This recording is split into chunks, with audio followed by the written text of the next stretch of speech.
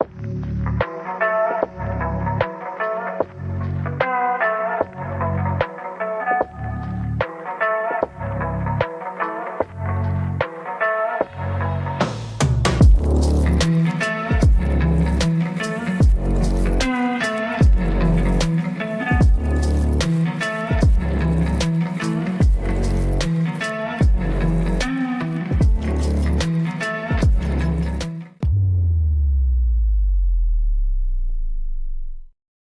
yo, what's up everybody? Welcome back to Brainwashed series. Today's guest is one of my special guests for this series, and I'm super happy and super pumped to have him here because he's one of my coaches actually. We met once, I think, once at FHL. Yeah, and Which you were was like way tall, dude. oh Way well. tall. Yeah, it was, but it was really interesting experience for sure because like finally meeting somebody who shaped completely my life, and I was really blessed to spend even time with him on just hanging out. So it was really cool. But without further ado, I'm just super happy to have him here. Welcome to the show, Josh Forti. What's up, man? Thank you for having me. It is about time. It's Oh yeah, about time. totally. I've been wanting to come on this show for so long. I love the name of it. It was good to meet you. Yeah, in Vegas, that was good. But I feel like I've known you for a while. I'm excited to be here. Thank you for having me. That's awesome. So yeah, let's we had already like a conversation before about like what you love to do and like what you are all about, like freaking Bitcoin, Jesus and Elon Musk and all of that crazy. Really, actually, like really, what is the word like? Controversial things, like you are really type of person like, oh my gosh, let's put the fire on, so I love that fire from you. So I mean, to be fair, I don't yeah. try to be controversial. It's just like the truth is controversial, and I like trying to figure out and understand how the world works and finding truth in things. And so that tends to be controversial. I mean, I drive a Cybertruck. What more can you ask for? Yeah, love it. This is awesome. I'm super pumped for this conversation. So let's dive in. So what? I'll ask you this question. So what in your area of expertise, when we talk about brainwashing and so on? So what in your area of expertise you can see like that there are those brainwashing pattern stories and things that are not really serving people, like, and keeps them stuck, broke, and so on. What are the brainwashing stories that keep people broke? Yeah. That's a crazy question. So I grew up in America. I'm an American, and I grew up in a small town, and I was told that if you work hard, you will make more money, and that hard work meant you make more money, and that's how value is created. And that was that was a story that kept me broke. That was a narrative that kept me broke, but not for the reason that most people think it would. Not for what I thought. Because like you get into the gurus and they're like, oh, it's like, no, effort doesn't create value. Value creates value. And you're like, cool, dude, right? While there is truth to the fact that, you actually have to create value, that's what's going to go and make you money. The reason that hard work did not make me more wealthy or make me more money, no matter how hard I tried. And I worked very, very hard. I dropped out of college. I worked 80, 90 hours a week, like legitimately. I had many failed businesses. I finally got something working. And even in a working business, it's like, I couldn't get ahead. Right? And it was like, well, the reason for that was not because that's not how the world worked or never had worked. It was because the money is broken. And the money is fake, and the money isn't what we think it is. Okay. And so, like that. Okay. Yeah. So what do you mean by that? What do I mean by the money's broken? Yeah. Or fake? Yeah. Yeah. Talk about that a little bit. Okay. All right. So, like, this is a $20 bill. Is this money? It's not backed up with anything in my experience. I understand that, but yeah. I mean, like most people would say this is money, right? Like it's a US dollar. It's like it's $20. Like this isn't money. Like this actually legally, factually is not money. And like what happened is that this used to be money. Well, what we went and traded our lives for, what we worked so hard for, right, used to be sound. It used to actually represent something that was real. And it was money. But then a long time ago, not even that long ago, like 100 years ago, without telling us, in the dead of night, they changed the meaning of money. And they changed the definition. They changed what this was. And this is no longer money. And I don't mean that in like a fictitious way. I mean, or in a conspiratory way, or in an analogy way. I mean, like, no, like literally, legally, this literally by definition and legally is not money anymore. Now, wait a second. If I work really, really hard for something and I think it's one thing, but it's not, well, that would be a problem, right? And so what I mean by the fact that the money is not money is, before we can even get into, or the money is fake and the money is broken, we must first understand that the money being broken started, or the money being fake started because they changed what it was and how it worked without us knowing. And so if money represents, does that make sense? Yeah, it makes totally. Yeah. Okay. Like, so if money is broken, then anything priced in it, like, you know how the prices of things just go up? And it's like, for what purpose? It's like everything gets more expensive and everything just sucks. And like, no matter who's in office, no matter what politician, nothing seems to be working. And it's like, well, it's inflation. It's like, well, yeah, but inflation doesn't explain why like the quality of stuff is getting suckier and people are incompetent and why there's sickness running rampant. And it's like, well, what explains that? Why is there the food poisoned? Why is it harder to be able to pay the bills? Why is like corruption rewarded? Why what are all these things? It's like, well, this is broken. This isn't, it's fake. It's not even broken. It's fake. This is debt. It's not real. And when they changed the meaning of it, they got to take everything that was valuable, and they got to print it out of thin air, and then we had to work for it. And when it broke, it basically like made it to where money stopped being aligned with reality. And I know we're already probably way too deep and way too technical, right? But like, this used to represent something real and now it doesn't, and therefore it is fake. But still, there are so many people working for those money, like literally everybody does. But this isn't money, though. Yeah, it's not. Yeah. So like, what are you working for? Yeah, exactly. That's what I'm trying to bring the point to. Like, what are you working for? You know? Yeah. Are you asking me? Yeah. Like, what are you working for then? Like, what would be your opinion? What are you, like, what is the thing, the currency that you work for then? Me personally, or the average person? So let's say you personally. I work to create energy, or to bring energy into my life and business that I can use to fuel my mission. So like, think of it like this. If the US, or if this dollar, like if you work really, really hard, or let's say, I'll just use me because that's what you said. I work really hard, right? I exert energy, effort, right? So I go to sleep, I was tired, I go to sleep, I wake up, I've got energy, and I exert that energy, I spend that energy working, right? That energy is valuable because I was able to go and use it to create something of value, right? Maybe it's a shovel, maybe it's I build a house, whatever. Well, it's like, okay, I created value in the world. I want to be able to like store or use that value, that energy, okay? So like it used to be back in the day that I raised chickens, and let's say you raised apples or grew apples. It's like we raised chickens, the chickens were valuable, the apples were valuable, right? Me taking care of it was valuable. Well, not everybody wants chickens, not everybody wants value or apples, and we want to be able to like use the value we created later on in the future, right? So instead we were like, well, let's all agree on this thing called money, right? Well, that means that money is a representation of something, right? What is it a representation of? And people say, well, it's a value. And I'm like, well, kind of. It's more accurately, it's a representation of, or it should be a representation of energy, right? Because in order to create value, you had to exert real energy. Does this make sense?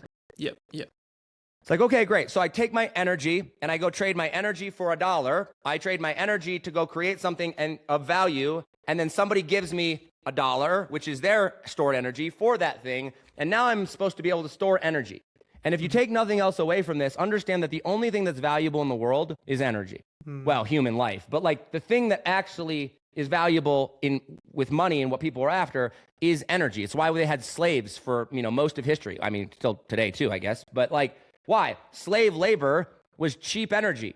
Humans, energy, oil burned his energy. Everything's energy. All right. So you take that, you put it into this $20 bill, or this should represent energy. Well, if you have to put real energy into something and somebody else can just print it, That seems pretty bad, right? Like, because they don't have to work or put energy into it, and you do, right? Isn't that happening actually in day-to-day work? In every government throughout the whole world right now. Right. Yeah. But So you why- asked what I'm working for. Yeah. Right? Yeah.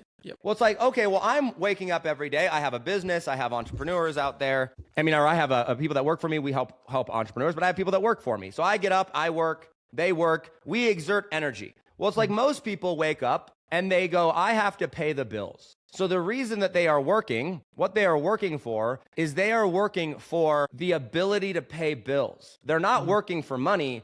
They think they're working for money, but they're really just working for the ability to pay bills. And if all of a sudden you couldn't pay your bills in dollars or whatever currency it is, like that you think is money, like let's say it was US dollar, if they stopped taking this, would you be like, I'm going to keep working for it? No, you'd be like, no, I want to work for whatever the thing is that's valuable that you'll accept so I can pay my bills, right? Exactly. And it's like most people never get out of that trap because it feels like they can never get ahead enough to get past just getting by, right? Yep. Now, there's a reason for this, which we'll come back to, and it's because the money's broken, but like we'll come back to that, right? Okay, so what do I work for, though? Well, for most of my life, I was in that exact same spot. I was trapped. I was broke. I was working just enough to get by, and I was like, I want more of this. Why do I want more of this? Well, because I want more of this, because if I could get more of this, I could not only pay my bills, but then I could buy other stuff, right? And so I'm like, I'm going to work for whatever it is that people say that they value or people are going to accept. But here's the issue. I worked I put real energy into getting this. So this should represent my energy. But if everything's going up in price and everything's getting more expensive and I'm working really, really hard and it seems to be buying less and less and less, it's like if I'm exerting more energy, then I should be getting more money, right? I should be. Mm-hmm. If this were actually a representation of energy, truly, but it's not. And so what I was like, I want to work hard enough to get ahead. So I worked 80 hours a week. And at 40 or 50 hours a week, I could just barely get by. And so I worked 80 hours a week until I could get a little bit more and a little bit more and a little bit more and a little bit more and a little bit more. And finally, I had enough to where I was ahead just a little bit. And I would invest that into coaches. I'm just trying to get ahead, because I think that this is what's going to set me free, right? I don't think that people don't want to be broke, actually. I used to think nobody wants to be broke. It's like, well, it's not just that. The reason that you don't want to be broke is because if you're broke, you're not free. It's not that people don't want to be broke. It's that they don't want to be a slave. It's that they don't want to be trapped. They want to be free. And we've been led to believe this story, this narrative, that if we have this thing, that somehow we're free. And it's like, do you even know what this is? Do you even know what freedom is? Like, what does it mean to be free? Not from I have a lot of money. Like, what does freedom even mean? Like, what does it mean not to be broke, right? Do you want to be rich or do you want to be free? I want to be free. You want to be free, right? Okay, so what does freedom mean? And why is rich and free different? Yeah. Right? Is rich freedom? How are they different? Well, they are different. What's one? What's the other? Rich is I have a lot of money. Mm-hmm. Freedom is I have the ability to do what I want, when I want, how I want, with who I want, whenever I want, for as long as I want, and no one can tell me no, right?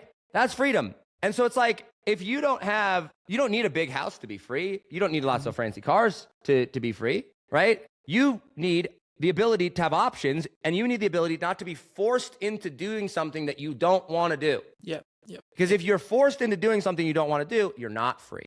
Yeah, totally. Now, we all know lots of people, or we all know people or have heard of people that are rich and they hate their life or they're miserable and it's like, or they're trapped. And it's like, you can be rich, but you're not free. So what makes us free is the ability to do things where someone else can't force us into doing it. Mm-hmm. Okay. Now let's go back to what I work for.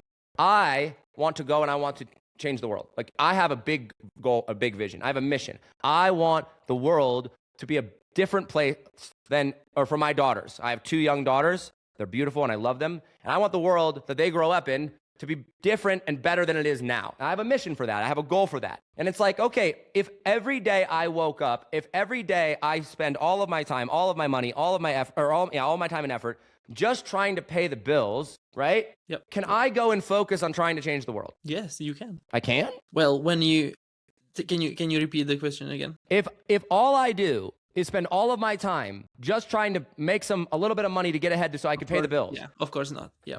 No, right? I can't. And so it's like, what do I work for?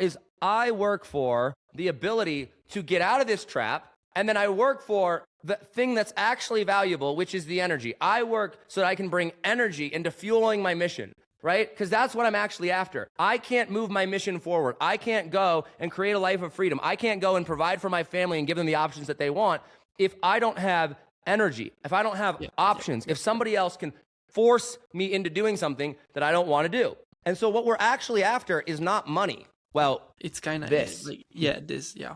What we're actually after is freedom. And the way to do that is not by chasing something that's fake. It's by chasing something that is actually valuable. Because if you work really, really hard, you should be able to get rewarded for that, be able to take the value that you created and store it and not have someone steal it from you. Mm-hmm.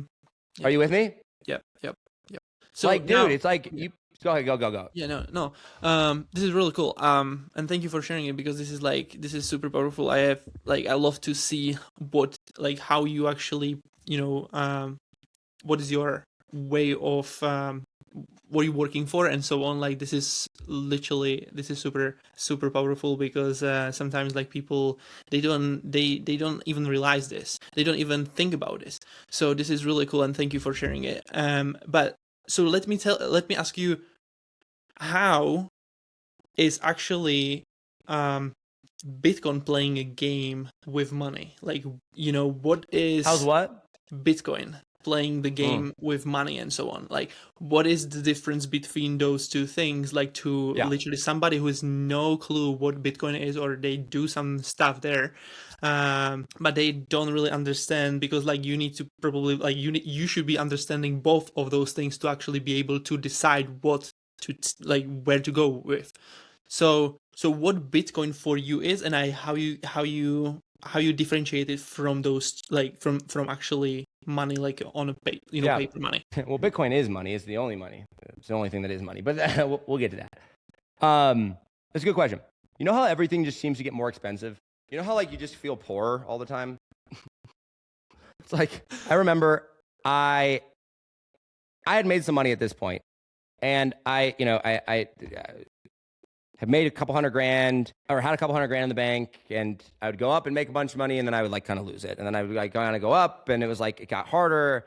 And I remember sitting there, and one day I was like, okay, I need to like figure out how to just not be poor. It's like, because like, I'm not actually poor, but man, I feel like it. It just feels like no matter how much money I make, it's like just all like slipping through my fingers. Mm-hmm. And so I got on a plane, and I flew to my friend Brad's house, and Brad's like my money guy. And, he's like very, very smart. He has a huge, like 12,000 square foot house. He's got a tunnel in his basement that like goes underground, his guest house. He's got like a rock climbing wall. I mean, it's just like insanity, right? And so I go out to him, and I'm like, Brad, listen, I need some help. And he's like, okay, what's up? And I was like, can you just show me how to not be poor? And I'm like, I know how to make money, but I'm like, or this, I know how to make this, but how do I not lose it? And because it just felt like it's like water. It's like you try to like pick up water in your hands, it just like seeps out. And that, like, Brad explained to me for the first time why everything was getting more expensive, and why money, like why I was feeling poor no matter how much money I made. And what he told me is that like the reason that everything's getting more expensive, the reason that you can't seem to get ahead, is because this money here is not actually money. All right. Now we don't need to get into the nitty gritty details, but this is actually debt. All right. It's all very fake. And basically it's like they can steal this without telling you they're stealing this. Mm-hmm. It's like, for example, if you were to go and make $20 and I were to say, if the government comes along and says, we're going to tax you at 25%, they're going to take how much money? Well, they're going to take $5 from you. It's like, okay, they kind of just stole that from you, but at least you know it. You see it, right? It's like, okay, great. Well, how do they take money from you, or how do they take something from you without telling you? Well, if this were sound, solid money, like if it were truly sound, okay, meaning it could not be changed, it was real, like gold, for example, it was hard money, right? Yep. You can't manipulate it. Then there would be no way for them to steal it without telling you. But right now, imagine you had 20 apples, okay? There's 20 apples, and those 20 apples represented all of the goods in the world, like all the stuff in the world, all right? Yep. And then you had $20, this $20 bill, and imagine this was all the money in the world, okay? So it's like you have 20 apples, you have $20. Well, then one apple or one apple's worth of goods would be worth how much? If you have 20 apples, $20, so $1. Yeah, it would cost $1 to buy one apple, right? Yep. Well, okay, now imagine that you were to go and they were to get, I don't have a second one. Imagine they were to go and print more money. Imagine they were to go and like create another one of these, and now there's $40 in the world. Okay? But you didn't know that there was $40 in the world. They didn't tell you that there was $40 in the world. How much does it cost if you had an apple, right? How much does it cost now, though, to get one apple? $2 then. $2. But you're like, wait a second, hold on. It's the same apple. What do you mean? I don't get it. And it's like, and I still worked really, really hard for this, right? And so all of a sudden, it's like maybe you have some money in the bank. It's like you saved $20, you or $1,000, you put it in the bank, and all of a sudden, it's like everything costs twice as much. They stole from you. Because what you did is you worked real hours. Like, think about this, okay? If for the last decade, 10 years of your life, it's actually only 6 years, but let's just pretend it's 10 years. Imagine you made $100,000 a year for the last 10 years of your life, okay? You woke up every morning, you worked really, really hard. That's real effort, real energy. The alarm clock goes off, you get out of bed, you literally do real energy and work, and you hate your life for it. Or maybe not, but like you get tired and you do this for 10 years, okay? Now, you made $100,000 for 10 years. That's $1 million, right? Now, let's say for some miraculous reason, you could save 100% of that, which there's no way, because then they tax it, and then you got food, and you got groceries, and you got all that. But let's just say you could, okay? You have $1 million now. In the last 6 years, they have doubled the supply of money, at least in America, all right? Doubled, which means that if you were to save that $1 million, that represents 10 years of your life. That 10 years of work now only buys 5 years worth of work. Yep.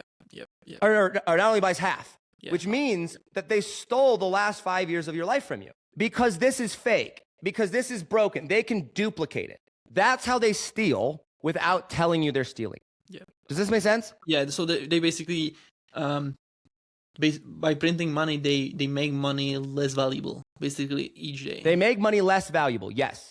And this is very, very, very, very important, though. They don't just make money less valuable. They do that. But how do they do that? They do that, or why does it become less valuable? Well, because they're devaluing your work. So they're stealing your energy from you, because you said, I'm willing to work for an hour of my time for $20. And they were like, okay, great. But then they like devalued money so that they had a bunch more money, and you work for the same amount, so they could get more of your energy for the same amount of money. But it was really way less. Does that make sense? Yeah. This is cool. I love it. Yeah. So, like, every time that they print money, I very, very truly believe this. Every time they print money, they are stealing human life. It's murder, basically. Okay? And so what happens is you're like, okay, well, this sucks, because now everything's getting more expensive. And now, even if I saved my money, then I still couldn't get ahead. Because if I put my money in a bank account or under the mattress, if I held it here, it's going to go down in value, right? Yeah. Well, what if I were to go and I were to take this money and I were to go invest it? Let's say I go put it somewhere like I go put it in the stock market. It's like, well, that's great. So now my money's going to go up in value, right? Kind of. But here's the thing. You put it in that asset and it just went up by that much. So now if you were to go and try to buy that asset, you're going to have to spend that much more. So it's literally theft. So what happens? Well, if it's not working, why is it not working? It's not working because this is fake and they can print more of it and this isn't money. Okay, well then where does Bitcoin fit into the equation? That was your question. Bitcoin is hard money, sound money. There's a book called Bitcoin, Hard Money You Can't F With. Bitcoin is real because it has a fixed supply of 21 million Bitcoin. Right. And that 21 million Bitcoin literally cannot be changed. They cannot make more of it. And it is the first asset ever in human history that is a truly finite, scarce asset that we can verify is that amount. It's like, well, isn't gold a fixed asset? It's like kind of, but you can't verify it. Yeah. You don't know how much gold that there led actually exactly to that, like gold, maybe, like diamond or silver, maybe, but you can't really. You can make more diamonds. Yeah. Well, you can. That's true. Yeah. And you can mine more gold, And you can mine more silver. Yeah, you never And know. here's the thing. Yeah, you never know, because you can literally like you can find it by accident or whatever, because like I don't think that the the surface is literally that, So yeah. Okay, so think about that though. But even if there was a fixed amount of gold, you wouldn't know. Yep. You don't have a way to verify it. Yep. We have to rely on a third-party source to verify all of money, all of gold, all of everything in our life currently. It's like, let me ask you this. If I were to say, let's say you were to go, and let's say I was a bank and you had $1,000, and you were to come and say, hey, I'm going to put $1,000 in the bank. And I'm like, all right, you put $1,000 in. And then someone were to come to you and say, how much money do you have? And you're like, I have $1,000. And they come to me and they're like, how much money does he have? And I said, he has $500. And you're like, well, wait a second. No, I put $1,000 in there. And I'm like, no, you didn't. And you're like, yeah, no, I totally did. And I'm like, prove it. Like, where would you go to prove that you have $1,000 in the bank? You would have to ask the bank. Yeah. Yep. So it's like, okay, well, now let's say you're really smart and you're like, I took a screenshot of it, right? I literally took a screenshot proving that it is. And so you go to Apple, right? I've got my iPhone. I took a screenshot of it and I go, Apple. I pull up my phone. I go to the pictures not there. It's like, poof. Why? Because Apple is the one that holds the pictures. And then it's like the government says, there's this many people in the world, or this is the law. It's like, how do you know what the law is? It's like, well, we have a record of it. Where? In the archives. It's like, well, wait a second. Prove it. The government could just be like, actually, that's not a law. Everything that we have in the whole world, we have to trust a third-party source to go and verify that it is actually real. And it's like, wait a second. Oh, yeah, that's really interesting. Holy smoke! I never actually thought about this that way. This is really cool. You literally can't prove that your money is in the bank. Totally. And by the way, it's not. Wow. Like when you put money in the bank, it's not your money. It's no longer your money. It's not in the bank. And technically it's not money. But they tell you it is. And why are they able to go? Like, did you know this is like, if you put money in the bank is allowed. It used to be that if you put $1,000 in the bank could go and loan out that $1,000. Yep, right? Yep. But now, if you put $1,000 in the bank can go and loan that $20,000. But it's like, okay, wait a second. They don't have $20,000. Well, why is it that they're able to go and loan $20,000 if there's only $1,000? Because they don't have to tell you that they're doing that, because when you look at the app on your phone or you look at how much money you have in the bank, they're just telling you have whatever is there, because you have to trust them for it. Yep. And so the reason that Bitcoin is revolutionary, well, many reasons, but why Bitcoin? Well, Bitcoin is I'm not bashing gold, right? But Bitcoin is far superior to gold for many reasons. But one of them, and the primary one, is because I don't have to trust anyone to know that there is a fixed supply. I can just verify it on the blockchain. Anyone can. And I have a node in my house, or in my office right here, that is literally running. I have the entire blockchain on that node. I verify it every 8 minutes. So I literally could go, someone's like, I have a Bitcoin, or like, I have a Bitcoin.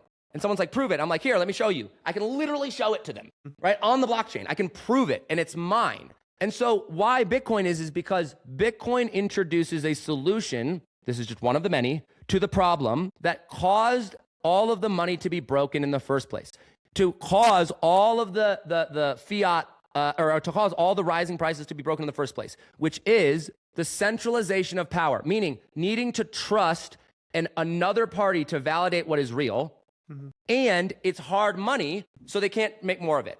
That's what Bitcoin introduces, a verified amount that I can verifiably prove is true. So it's like, you can't make more of it, and I don't have to trust anyone else to see that no one can make more of it. I can just look. Do you see what I'm saying? Yeah. So now no one can steal. Now they can't print more of it. They literally can't. This is cool. Holy shit. Okay. Yeah. Because like, if you think about it, so what do you think, like how this is going to be, like how it's going to affect the whole future of money and what's going to be happening? Well, I mean, it's going to affect it like hugely. I want to say one more point, or like one more thing on that last piece as we transition over to that. Is you asked like, what's a story or a narrative that's brainwashed to be broke, right? We were led to believe that this is money, but more accurate, or like more tactically on a day-to-day life, we were led to believe that the prices of everything are just supposed to go up. That's just normal. And it's like, that's not true. That's not how it should work. Because with technology, do things get easier to make or harder to make? You mean with like the money, you mean? Or no, like let's say like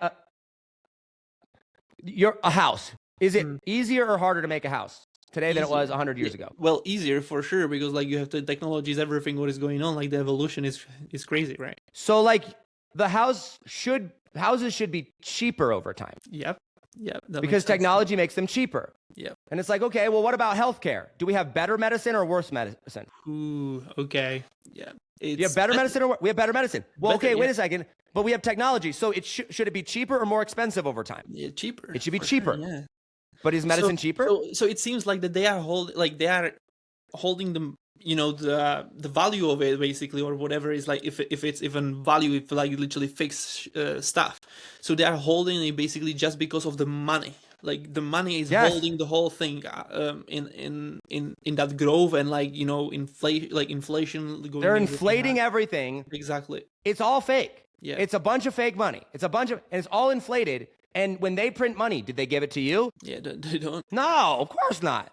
Right? So they printed it and kept it for themselves. And by the way, when the banks get stupid and they are irresponsible and they crash the whole thing, who pays for it? The banks? No, we do. No, you, because you pay taxes. It's like, it's so stupid, dude. It's like, so, but the way that they did that is because they brainwashed us. This is why I love the name of your show. They brainwashed into us thinking, well, stuff just gets more expensive over time. That's just what happens. Education costs go up. It's like, why? Yeah. YouTube is free. Like college should go down in cost. Yeah. But does it? No. Medicine should go down in cost. But does it? No. Houses should go down in cost. But do they? No.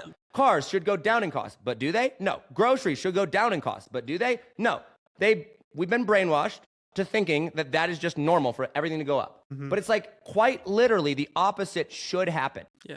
That's so crazy. That's insane. Yeah. Holy shit. It's insane, right? Yeah. So what happens? Your question of like, well, what happens in a Bitcoin world, right? If you take over it? Well, this is what's so cool about Bitcoin. I believe that Bitcoin is not. I don't believe it. It just is. Bitcoin is not what people think it is. Bitcoin is not like a cryptocurrency. I mean, technically, it has crypto elements to it because it's cryptography and a blockchain. Okay, so and all that. So what is cryptocurrency actually? Like, cryptocurrency is a digital currency specifically that lives on the blockchain. And the reason that it must be on the blockchain is because if I were to say I have a picture or I have a file on the internet that's digital, if I made 10 copies of it, it's like, well, how do you know how many copies there are? It's like, well, you don't. How do you know which one's which? It's like, well, you don't. Well, blockchain allows us to know how many there are, and so you like know that it's $1 or a coin, right? So that's what blockchain does, right? Yeah. So cryptocurrency is just, think of it like digital money, right? But specifically on the blockchain. Okay? Bitcoin is digital. I like to think of it as digital property, right? Because it's like you can have ownership of it. Yep.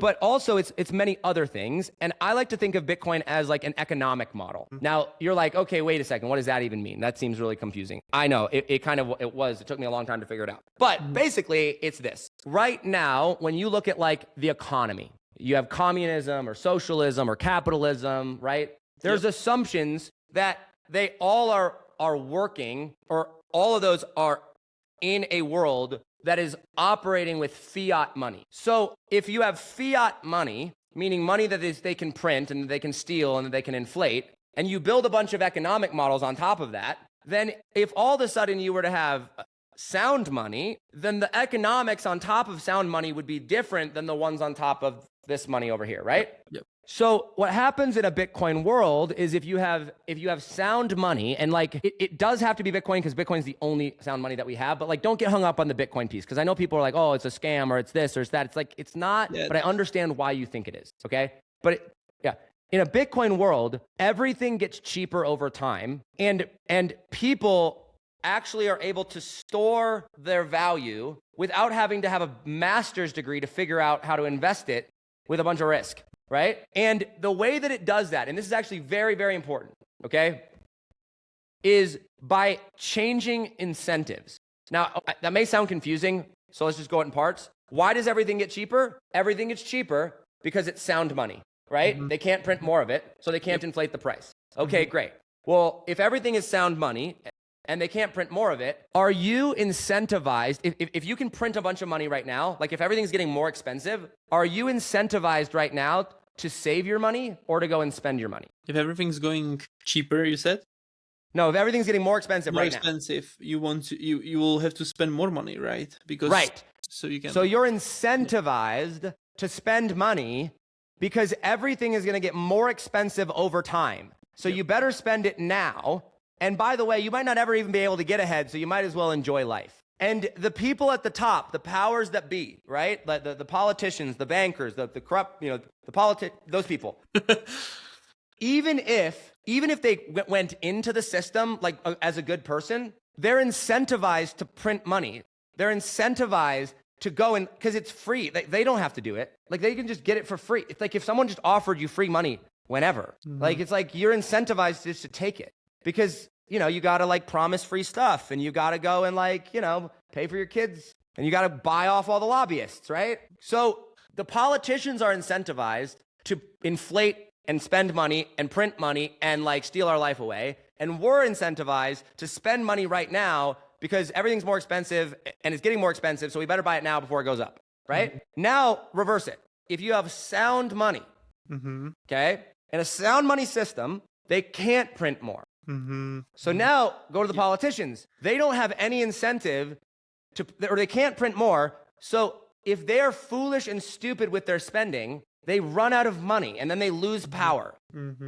So they're incentivized to not spend money stupidly, and they're incentivized to tell you the truth about stuff rather than just try to make it up and manipulate it because they can't cover their butt if they're wrong. Yep. You and I, though, now know everything's going to get cheaper. Like imagine you knew, okay, this house is $500,000. If I wait a year, it's going to be $450,000. If I wait another year, it'd be only $400,000. Like that's not how it works right now. No. But if it did, you would hold off. You would save money, all right? Until it was cheap enough to where you could afford it. That's why it would change the world. So it's literally like, it seems to me like completely backwards from what it is. Yes, you get it, dude. I literally tell people, I'm like, you want to understand Bitcoin? Take the entire world backwards. Wow. Okay. How many things in the world right now can you think of that aren't broken? Like, can you think of anything that's not broken right now? Is there anything that you're like, yeah, that totally is just working? No. Food's broken, money's broken, banks are broken, politics is broken, healthcare is broken, right? Yeah. Education's broken, all of it's broken. It's like, well, okay, what would be the reverse of broken? Well, simple. It would get better over time instead of worse. Yeah. Like, dude, we've been brainwashed to think that this is the way that the world is. And I'll never forget, man, like I grew up very traditional, conservative home. My grandfather is, he's done well for himself. But like, he's a funny guy. I love my grandfather, but he goes, Josh, you gotta understand, there's nothing new in the world, nothing new under the sun. It's all the same. Nothing has ever changed, right? It's just the same thing over and over again. And guess what? Up until 2009, he was right. But then Bitcoin came. And Bitcoin actually is different because it is the first time in human history ever that we have sound money, like money that they can't manipulate. And, this is important, and we can verify it without having to trust the third party. So they can't steal it or make more of it. And we know that they can't because we can check. And we don't have to trust them. Now, there's many, many other benefits, like, how hard is it to go and move gold across the world? It's like, I'm going to pay you in gold. It's like, that sucks, right? Tell me, like, can you, where can you check it? Like, what is it? What is the, like, do they have, like, is it registered or something like that? Or do you have, like, you have to register somewhere to be able to see it? Or where you can check the Bitcoin? The blockchain. In the blockchain, okay.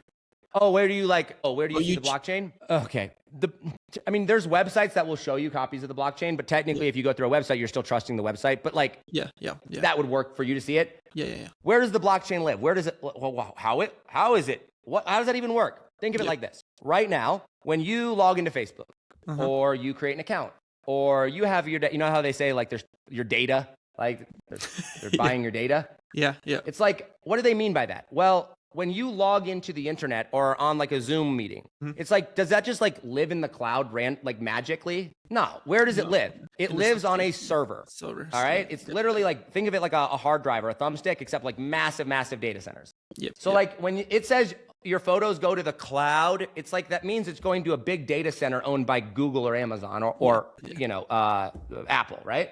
So right now, where everything lives is all centralized, okay? All of our data goes elsewhere. Well, the blockchain is decentralized, meaning there's these things called miners and there's these things called nodes. I have a node, okay? A copy of the entire blockchain is distributed to every single person running a node, every person that's mining. And so the blockchain lives everywhere, meaning you could go and start running a node. You could like go, you know, get one, plug it in, and it would, every transaction, it would keep a copy of.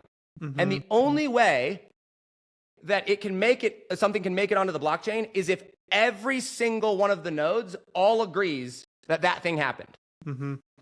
So every copy of the blockchain everywhere in the world is all identical. Right. Yeah. So let's say there's 70,000 of them, let's just say, right? That means that there's 70,000 different hard drives, if you will, but instead of them all being in one place, like a one big one, there's 70,000 of them that are distributed everywhere.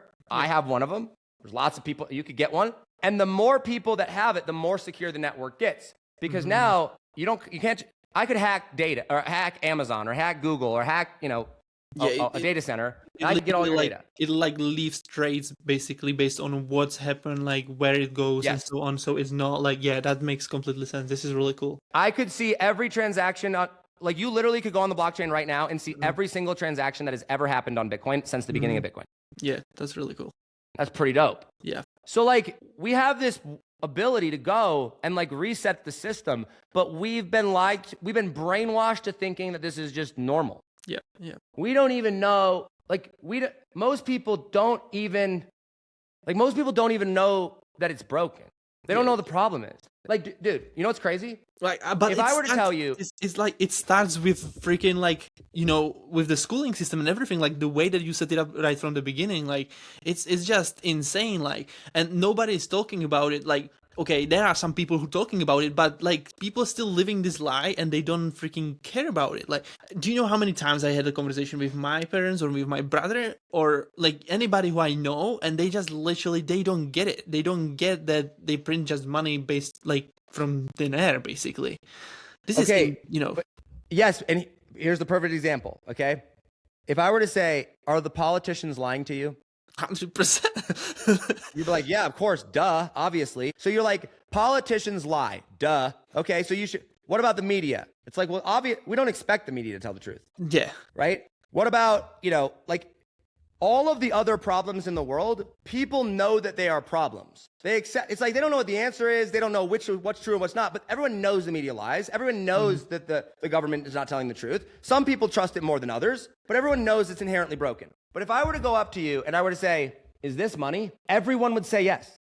And what happened is like, it is not even a possibility in their mind to even think that this isn't money. And so Alex Hormozi, I heard him say it first. It was like, you will question all of your beliefs except for that which you truly believe. Yeah. Because that you don't even think to question. And it's like this, my whole life growing up, like until maybe 5 years ago, this was money. And this was my ticket to freedom. That is what I believe. 100% of my decisions were based off of that. It was like, this is money. If I want to go be free, I get more money and I will be free. Because money, this is money, and money buys options. Now, I start making more money and I'm like, man, I still don't really feel free. It's like there might be something else. But I never even thought to question that this wasn't money. And perhaps the most brilliant heist of all time, the most brilliant lie that we've been sold, the greatest scandal of all time, maybe not of all time, you know, that's maybe Satan, but like of our reality is that in the dead of night, this is how this happened. It's so insane. It sounds like a conspiracy theory, but it's not. But in the dead of night, 5 guys got on a train using fake identities and fake names to go to an island owned by JP Morgan Chase Bank, and they rewrote the rules of what money was. This is legitimately true. Like, look it up. It's Jekyll Island, okay? And they decided they get to print money. They could counterfeit money. Like, they can, we can't. They get to counterfeit money. They made counterfeiting legal, right? They can print more of it. They get decided how much it was going to cost. So, like, to borrow it, there's an interest rate. They get to decide opportunity because it's credit, right? Like credit, think of credit scores and stuff as like opportunity. And they get to gamble with it as much as they want, to where if they go and they print a bunch of it, they do a bunch of stuff, and it works out, they keep all the profit. But if they print a bunch of money, they gamble, they do a bunch of stuff with it, and it all fails, you and I have to pay for it. So they get all the profits, we foot the bill, and it all happened without us even knowing. And then Congress voted to pass it without even realizing they were voting to pass it. And in that moment, technically that paved the way for, or allowed for, it happened after we left the gold standard, but in that moment, money ceased to be money. This isn't money, dude. It isn't money. It literally and legally, in no form of the word, is this money. It's currency, but it is not money. Because money is a store of value across time and space, right? Bitcoin is money. Everything else is credit. Everything else is fake. Right. And you could say, oh, gold. It's like, I like gold. Don't get me wrong. I don't own any, because why would you own gold if you could have Bitcoin? But like, the reason that gold is a problem is because it's outdated in the sense of I can't verify it. It's hard to move. It's very difficult to divide. And people can steal it from me. You can't steal my Bitcoin. You literally can't, right? If you were to walk up to me at the end of the day and you were to say, point a gun at my head, and you were to say, give me all of your gold or I will shoot you, and I said no, they would shoot me and take all of my gold. But if you walked up to me and said, give me all of your Bitcoin or I'm going to shoot you and take your Bitcoin, I would say, shoot me. And they would shoot me and all of my Bitcoin would die with me. Why? Because my Bitcoin lives in a wallet that I have memorized right here and nowhere else. It's mine. And I can verify it, that it's a fixed amount and they can't print more of it and I own it. And if you were to go and you were to take that and you were to build a society or a system on top of that, then the whole world could transact and we wouldn't have to move gold back and forth. We wouldn't have to wait days to verify whether or not a transaction went through, right? You wouldn't have to ship. You could just transact with anyone in the world with sound money. Everybody could verify it. No one could cheat. No one would be cheating and lying. And it would be like sound. That is why Bitcoin matters. And that is why Bitcoin is money. And this literally isn't. This is really cool. I love it. Dude, this is awesome. Thank you for sharing this, because I don't think that there's anybody who explained this so clearly, and like you literally living it. So this is awesome. Oh yeah. By the way, as of earlier this month, and we're like 3 minutes or 2 minutes from New Year's, so happy New Year, right? As of earlier this month, I have no money. I have no personal money in a U.S. bank account, except for I have one account with just enough because my rent, they require a U.S. bank account, but I am completely out of the U.S. dollar. That's actually the first place I've stated this publicly. Let's go. Oh my gosh. Yeah, it's all on blockchain. It's all decentralized. Why? It's like, isn't that risky? I'm like, no. What's risky is spending your entire life thinking this is money and then saving in a bank account where they can take it, steal it, seize it at any time. And you're investing in things that you don't know what's real, and you're not free, and you've been brainwashed to think that that's normal. Yeah. I will ride Bitcoin up or down. It doesn't matter. I do not care about the price. I don't care about the price. I do not care about the price. I do not care about the price. I do not care about the price. I do not care about the price. It literally doesn't matter to me. Do you know why, Adam? Because Bitcoin is the only thing that's real. It's like, it's mine. Yeah. And you can't take it. And I can verify that it's mine. They can take your house. They can take your savings. They can take your land. They can take your stocks. They can take your business. They can take your gold. They can take your life. But they can't take your Bitcoin. That's sick. Yeah. That's freedom. Really cool. Yeah. That's freedom. Yeah. That's freedom. Yeah. Holy shit. So, cool. Yeah. Yeah, dude. That's my brainwashed to be broke story. That's awesome. Yeah. I love it. There are also I have a couple of even more things to talk with you about, because how the hell how did you get into Elon and so on, with Bitcoin and all of that, and we haven't even talked about Jesus really. So in either way, Elon. Yeah, how did you get into Elon and so on? How did that happen actually? I don't know how much time you have still. So I'm good. I can go whatever. All right. If you got time, I'm good. Yeah, all good. I've been following Elon for a while. I like Elon.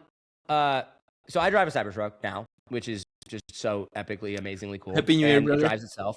Huh? Happy New Year, brother. Happy New Year, bro. Let's go. All right. Happy New Year, dude. I feel very special right now. I'm not gonna lie. you know how like there's things about you that you're like, yeah, that is me. It's like I have an iPhone, right? It's like kind of like an identity piece, or maybe you like a certain type of clothing, or maybe your personality is a certain way. It's like it's part of like who you are, right? Yeah. It's like, well, I don't know about you, but I'm guessing you're probably similar if you're anything like me. It's like because we're entrepreneurs, we like freedom, and we like innovation, and we like people that are doing big, inspiring things, and we like punting the system. Yeah, big time. Let's go. Big time, man, right? And like Elon was so cool to me because, back in the day, I'm like, yeah, he was making electric cars, and I thought Teslas were kind of cool. Even though, I don't care that it's electric, but they were just cool cars. But he was doing big things. He made electric cars possible, and then he was sending rockets into space, and I was like, that's so cool, right? And people would tell him, oh, you can't do that, or that's not going to make it work. And I was like, that's cool. But then I read his book. Now, this is like his first one. I've read them all, but the first one. And this is long before he got into, politics and, doing all that type of stuff. Yeah. But I read the story of what he went through and how he creates PayPal and he makes all this money, sells it for, I think he had $40 million or something like that. And how he was working on Tesla, working on SpaceX, and he risked every last dollar that he had to go and to make these things happen. And they were on the verge of bankruptcy. And it was like Christmas Eve night one year, and he's in Boulder, Colorado, which is right up from up from where I live. And it was like basically if they didn't get a contract before the end of the year, it was like everything, he was bankrupt. Everything was being shut down. Tesla was gone. SpaceX was gone. Everything was gone.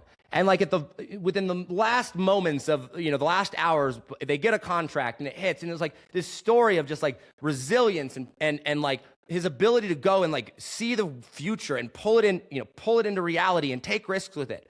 That was so inspiring to me and so like really, really cool. Yeah. And so as I would study him more and more, I realized like Elon, I believe that the reason he's so successful is because Elon only cares about the truth. He only cares, like he would call it physics, right? It's like if it doesn't align with physics, it's not true. And everybody else has a narrative, right? Everybody else is manipulating, trying to manipulate, or the billionaires trying to enrich themselves, or they have a secret agenda. Yeah. And Elon's like, I want to understand reality. I want to go to the stars. And I'm like, this is amazing. And he goes, we're going to Mars because we need to make life multiplanetary. Why? Because consciousness matters. It's this dim light in a vast darkness. And if we don't become multiplanetary, eventually there will be a mass extinction event that wipes out the world, and consciousness will be gone forever.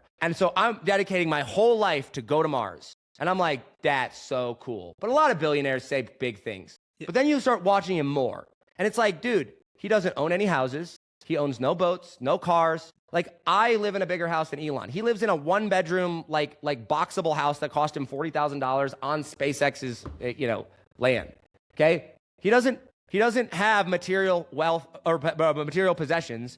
Every single piece of his life is pointed at this mission to go to the stars. And then he goes, well, how do we get to the stars? We get to the stars by, we need to get there, but it's too expensive to produce rockets. So what we're going to do is we're going to build rapidly reusable rockets, right? And we're going to make space travel possible and make it cheap. And then he's like, but when we get to Mars, we're going to need to build a society. But we're not going to have any energy. Have you seen it? They did it actually. I think they launched it something like from US to Australia, like in freaking 30 minutes or something like that. So crazy. I was like, what the hell is going on? Like, this dude is doing like big moves there for sure. Like, but he wants to go, but then it's like, well, once you're on the Mars, you got to build a civilization, but there's no gas on Mars. There's no energy on Mars. So he has to we have to have the ability to move and have energy up there only based off of the sun, solar. So he builds Tesla for electric cars for sustainability on Mars. And then he's like, we can't build on top of on Mars, right? Because there's too many storms and we would get destroyed. So he built the Boring Company, and so that he can tunnel underneath the ground and build an entire society underneath the ground on Mars. And so every company that he's doing, it's like all this inspiring stuff. And it's like, whoa. And then it's like, oh, so does he care about the mission, or does he care about material possessions? It's like, oh no, he actually cares about the mission. About the mission, like that's so crazy, right? Like do you know how determined he has to be? Like I heard him, like the reason why he's so successful, he said that most of the people like Jeff Bezos or who Apple, holy smokes, Boeing? No, from NASA? from Apple, the owner. Tim Cook. No. From Apple. Steve Jobs. Steve Jobs. There you go. So from Steve Jobs, basically, those most successful people in the planet, they literally act like 80% of the day been spent on signals. And Elon is even like next level. He's got like 100% pretty much, like 100%. nearly like, crazy. Have you? I don't know. Yes. Like, yeah, it's and that's so inspiring, dude. Because it's like, he has a mission that he's gonna point his life at. Like, I have a mission. You know what my mission in life is? Personal mission. My whole life is I want to anchor money to reality. Right? Nice. Yeah. This isn't reality. This is fake. Yep. I don't want to point my whole life at that. And I went, who else is doing that? Elon. And Elon is trustworthy. The reason I love Elon is because he's trustworthy. He says what he's going to do and he does it. And he has no ulterior agenda. He tells you exactly what he's doing. And then everything that he does, he doesn't have a bias. He just goes, no, you're wrong. Not because like I want you to be wrong, because it's just like, physics says otherwise. His boundary is physics. And he operates inside of that. And so that's what got me into him. It got me exciting. And then the Cybertruck came out. And I was like, bro, Man, that is the coolest thing I've ever seen. Yeah. And then I wanted to buy one so bad. But at the time I was like, all right, I'm not going to buy one. I'll wait. But I wanted to. And then what made me go from an Elon like fanboy, like I'm a fan, he's inspirational, to like, I would die for him. Like there's like two people in this world that I would die for. I mean, like Jesus, obviously, because I'm, believer in him. But he already died, so I can live. But it's like Elon, I would go to war for. Okay, why though? Because Elon punts the system. Elon goes and can look all of the evil, everything in the face, and like basically just say, you're wrong, and there's nothing that they can do to stop him. And the greatest moment possibly in interview and television history is when he's on stage. You know what I'm talking about? Where I'm going? No, go ahead. Okay, he's sitting on stage and he's being interviewed. It was at the Washington Post. I think it was the Washington Post Summit, and he had just bought Twitter. And the guy interviewing him, he's in front of all these, executives and all the most important people in the whole entire world. And he goes, all of these advertisers that are boycotting Twitter and are leaving because of your controversial statements and maybe your actions. What do you have to say to them? And he goes, good. I hope they leave. And he's like, you hope they leave? And he goes, yes, I hope they leave. And he goes, why? And part of my language, because I don't typically cuss, but Elon looks right into the camera and goes, go fuck yourself. And then he just says it again.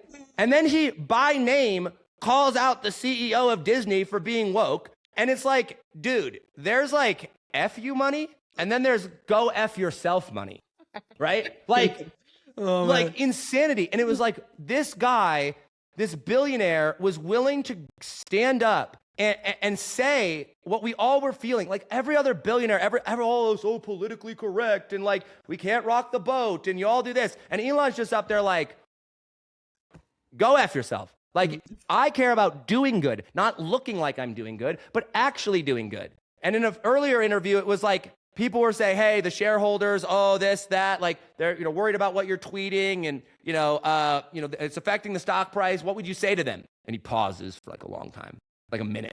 And he goes, I'm reminded of the scene in The Princess Bride. Offer me money, offer me power. I don't care. And then the guy's like, you got something to say and you're going to say it. He goes, I'm going to say what I want to say. And if the cost of that is money, then so be it. And I'm just like, somebody, that. It's like it spoke to my core, dude. And it's like that identity, that like, no, you don't get to tell me what to say. You don't get to control me like that. Right? And it's like, that's why I love Bitcoin. Because you don't get to control me like that. You don't get to control me with with money anymore. Because it's mine. You can't manipulate it. That's why I love freedom. It's why I had a problem with masks. And it's like, that's why I love Elon. And then after that, I was like, all right, I'm buying a Cybertruck. And so I bought a Cybertruck. Awesome. This is awesome. Dude, this is yeah, oh my gosh. And like the thing though, I hope that for the listeners out there, what I hope that they take from this is, I'm like, why is any of this relevant to you? It's like, well, who's this random guy? Normally I have the Cybertruck in the background. My wife has it right now, right? But what I hope people take from this is, it's like, right now in the world, like, something's broken. Like, we all feel it. And it's like, there's a reason that it's broken. And it's because corruption is allowed to run rampant because the money's broken. And so like, if you want to live in a better world, if you want to live in a world where things get cheaper instead of more expensive, where your kids can have a better life than you, where you can be set up financially, where corruption is punished rather than rewarded, right? Then you should care about sound money. All right. And like, I hope people take that from this. And then when it comes to Elon, like what I hope people take from that and like why it can benefit their life is when you know who you are fully. And when you understand, like, you're like, this is who I am. And this, you have a mission that is worth pointing your life at. Then like, that is a good thing, because then you're not worried about what people think of you. You're not worried, like, you're not limited by the opinions of others. You're not like, you're able to go and have purpose and have meaning. And we can stop worrying about the mundaneness of life. Like, social media loses its pull on you when you have meaning and purpose. When you understand who you are and where you're going, you can go and actually affect change. And for some people, that change is just changing their life. For some, it's changing the life of their family. For some, or your family. For you, it's maybe it's your community. Maybe for you, it's your country. Maybe for you, it's the whole world. Maybe it's an industry, right? But it's like, but you get to go and do something that's meaningful, and you'll actually be able to go and accomplish it. Why? Because when you know who you are fully and you operate in truth, then truth becomes your barrier or your constraints, not someone's opinion or anything else. And like, that's what I hope people take from this. Yeah. This is cool. Well, I have last question for you here, because, you know, when we live in this like corrupted world, basically, and you as a dad, basically, of two right now, so how do you prepare them for what is going on? That might be the best question you've asked, dude. When I first found out about money being fake, like my brain physically hurt for like a week. And I was like, oh my gosh, nothing matters. We can't get ahead. There's no way out. They're stealing everything. And I looked at my wife and I was like, we should just go make a buttload of money, like $20 million, and then just peace out to an island somewhere, or like just get off grid. And as I thought about it more and more, I was like, well, what's that going to do for my kid? Like, that doesn't do them any good. Like, they're not going to want to grow up in that society or in that world. And it's like, well, okay, what if I left him a bunch of money? Money? That's what I'm going to leave him? Right?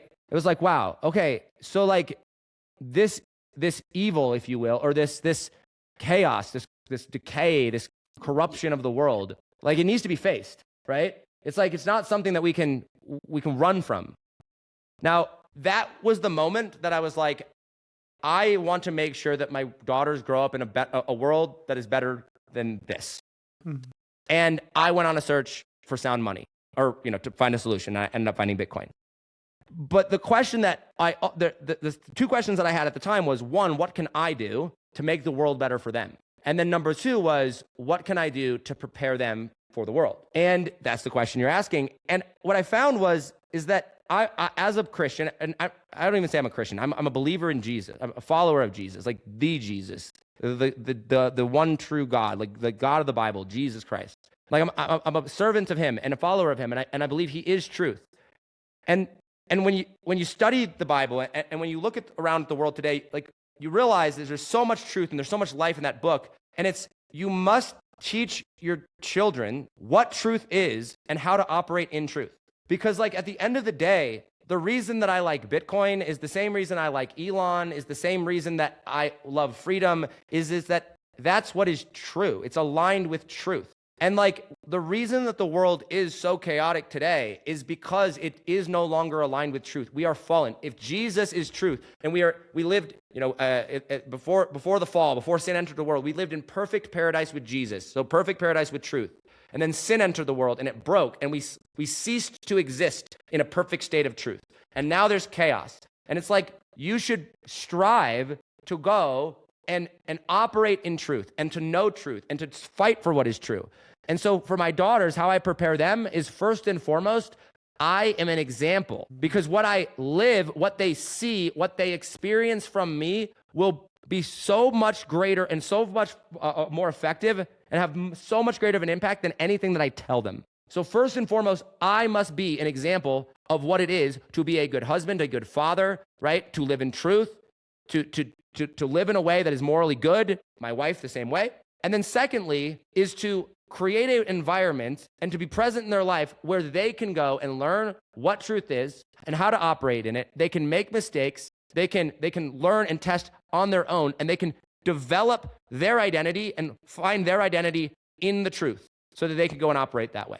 And like what the world needs is not more Andrew Tates or transgenderism men or transgender men. Like we don't need more talk or more chaos. We don't need more people shouting louder. We don't need more men out there going and being like, oh, this is how no. What we need is present fathers and mothers.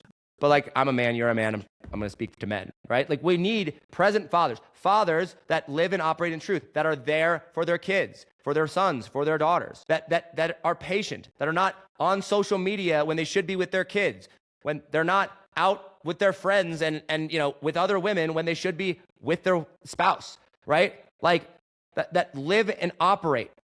Don't tell the world what to do. Don't go tell everyone else how to live.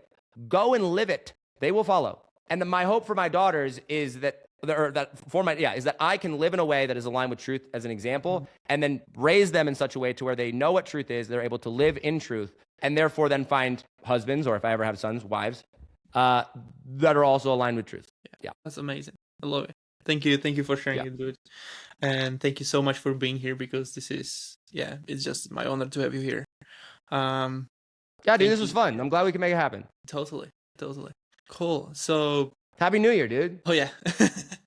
we'll finish it over here. And really, really, really inspiring. And God bless you to the new year. And we will see you guys in the next episode. Bye for now.